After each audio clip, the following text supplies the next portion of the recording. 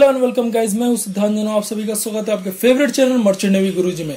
दोस्तों, आज के इस वीडियो में मैं आपको बताने वाला हूं एक्सटेंशन ऑफ सीडीसी के बारे में कि सीडीसी की वैलिडिटी कब तक एक्सटेंड की गई है डीजीएस के द्वारा, और एक्सटेंशन ऑफ कुछ ऑथराइज सर्टिफिकेट जो होते हैं आपके, या सीओसी की एक्सटेंशन के बारे में, जिसकी वैलिडिटी अगर खत्म हो गई है तो वो कब तक एक्सटेंड किया गया है डीजीएस के द्वारा।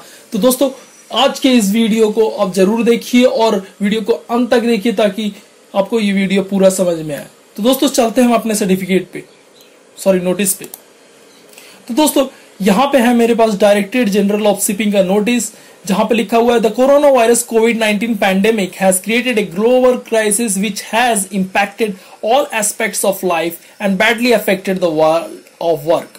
In the maritime sector, it has severely disrupted the functioning of shipping and affected the work of nearly 2 million seafarers worldwide.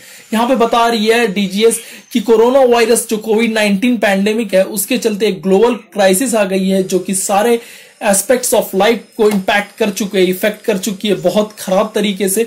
और साथ में ये बोल रही है कि इन मैरीटाइम सेक्टर में इस कोविड-19 के चलते 20 लाख से ज्यादा सी फेरर्स, जो वर्ल्ड वाइड 20 लाख से ज्यादा सी फेरर्स हैं, उनके काम पे प्रभाव पड़ा है। दोस्तों, आगे डीजीएस बोलती है द आउटब्रेक ऑफ कोविड-19 has meant that the shipping industry and maritime authorities are facing challenges.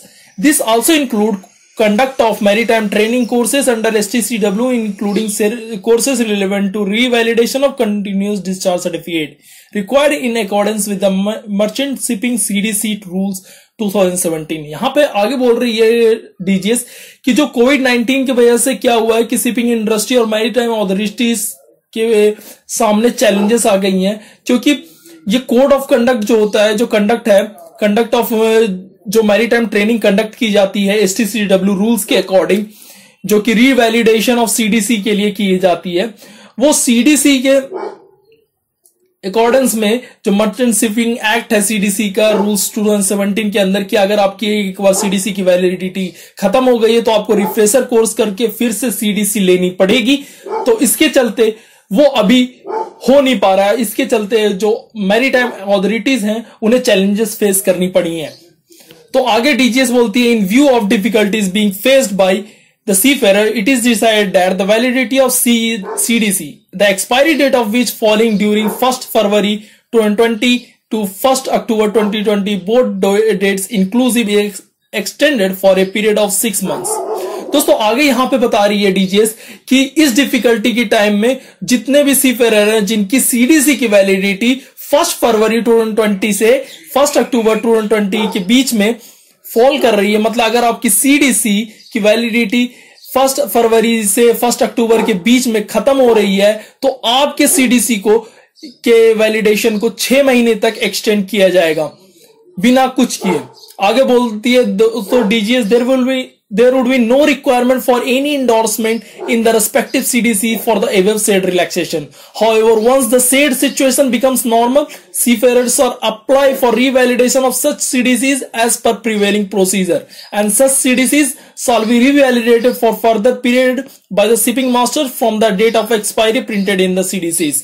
यहाँ पे आगे बता रही है ये डीजीएस कि आपको कुछ भी करने की जरूरत नहीं है। अगर आपकी सीडीसी एक्सपायर हो गई, वैलिडिटी एक्सपायर हो गई है, तो समझ लीजिए, और अगर आपकी डेट 1 फरवरी 2020 से लेकर 1 अक्टूबर 2020 के बीच में, तो आपकी जो सीडीसी है, सीडीसी की जो वैलिडेशन है वो 6 महीने के लिए बढ़ा दी गई है। तो दोस्तों, आगे चलते हैं हम सीओसी पे। दोस्तों, ये है दूसरा नोटिस जो कि डायरेक्टरेट जनरल ऑफ शिपिंग के द्वारा निकाला गया है। यहां पे सब्जेक्ट है regarding extension of validity of seafarer COC and statutory certificates, periodical surveys and audits of Indian registered ships in view of कोविड-19 आउटब्रेक। दोस्तों, यहां पे हम वही चीज समझेंगे जो हमारे काम का है। तो मैंने जैसे बताया था, स्टैट्यूटरी सर्टिफिकेट्स मतलब वो सर्टिफिकेट्स होते हैं जो कि ऑथराइज करवाए जाते हैं, और साथ ही में सीओसी की वैलिडेशन के बारे में, दोस्तों सीफेरर्स की सीओसी के वैलिडेशन के बारे में।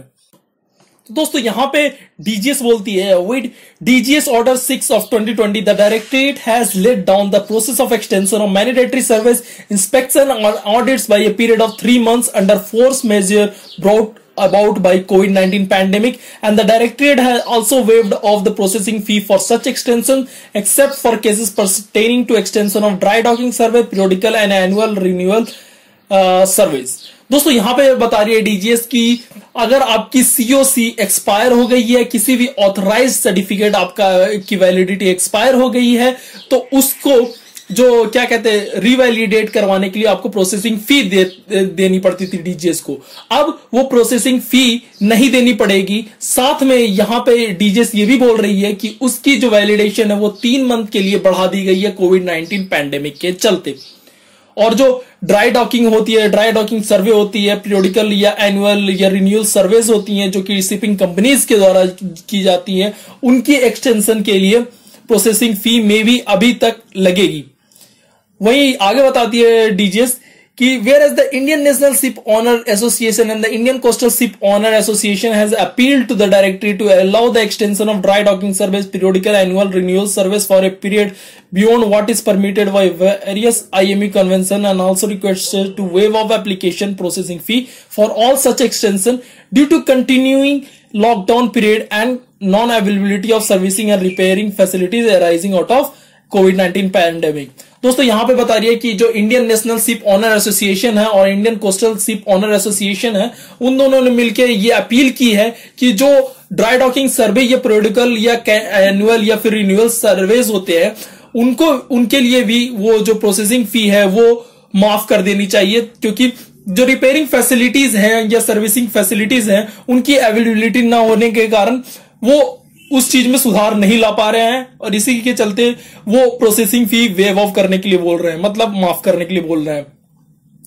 आगे आपकी डीजीएस यही बता रही है यहां पे कि जो प्रोसेसिंग फी है जो भी माफ की जाएगी उसके लिए जो उनका सर्वेज है, जैसा कि मैंने सर्वे बताया periodical annual and renewal service shipping companies के द्वारा की जाती हैं, उस सर्विस का डेट 31 मई के पहले होना चाहिए दोस्तों। और आगे हमारे पास यहाँ पे कोई काम की चीज नहीं है, यहाँ पे जो भी काम की चीज है मैंने बता दी आपको